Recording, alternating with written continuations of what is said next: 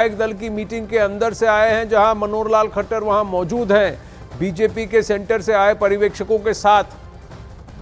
यतेंद्र, जब हम इस तस्वीर को दिखा रहे हैं तो वहां खट्टर जी हंसते हुए दिख रहे हैं और वहां पर गुलदस्ता देते हुए, बधाई देते हुए दिख रहे हैं नायब सैनी को। लेकिन ये जो समीकरण है वोटों का और सीटों पर कैसे इसका असर पड़ेगा? क्या कांग्रेस और जेजेपी अब एक ही वोट बेस को रुझाने की कोशिश करेंगे? एससी ओबीसी पर कितना इंपैक्ट होगा कि एक ओबीसी चेहरा अब मुख्यमंत्री है?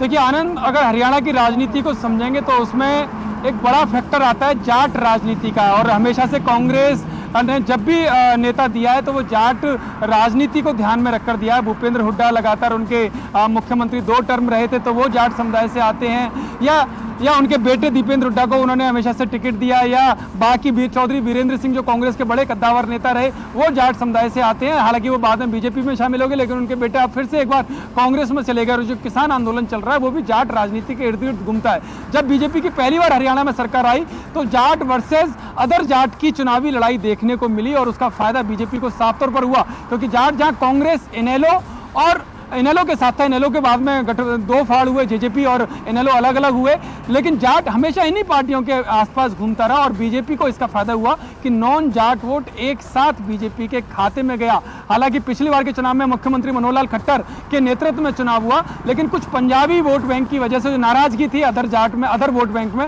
वो थोड़ा सा खिसका, जिसका नतीजा हुआ कि जेजेपी की बैसाखी बीजेपी को लेनी पड़ी। लेकिन इस बार वो बैसाखी ना लेनी पड़े, इसी वजह से ओबीसी वोट बैंक का ध्रुवीकरण करने के लिए, एकजुट करने के लिए ये दाव बीजेपी ने खेला है। और यही कारण है कि नायब सैनी जो एक बड़े नेता ओबीसी समुदाय के माने जाते हैं, और केवल ओबीसी समुदाय के नहीं, बीजेपी के संगठन के भी खाटी कार्यकर्ता माने जाते हैं, जो निचले स्तर से ऊपर तक बढ़े हैं, उनके ऊपर दाव खेला। क्योंकि बेदाग छवि नायब सैनी की भी मानी जाती है, बड़ा सरल स्वभाव के नायब सैनी माने जाते हैं। तो ऐसे में खट्टर के मुकाबले उनको तरजीह दी गई कि अब ओबीसी वोट बैंक, क्योंकि हरियाणा में अगर ओबीसी वोट बैंक की बात करते हैं तो काफी बड़ा वोट बैंक है, हर विधानसभा में अच्छा खासा प्रभाव ओबीसी वोट बैंक का रहता है। और यही कारण है कि नायब सैनी के नाम पर ये देखिए, ये मुख्यमंत्री जी जो अब शपथ लेंगे, उनका एकाधिकार है, वो किसको मंत्रिमंडल में रखें, किसके साथ टीम का, अपनी टीम बनाने का उनका अधिकार है, और वो पार्टी की सलाह से ही बनाएंगे।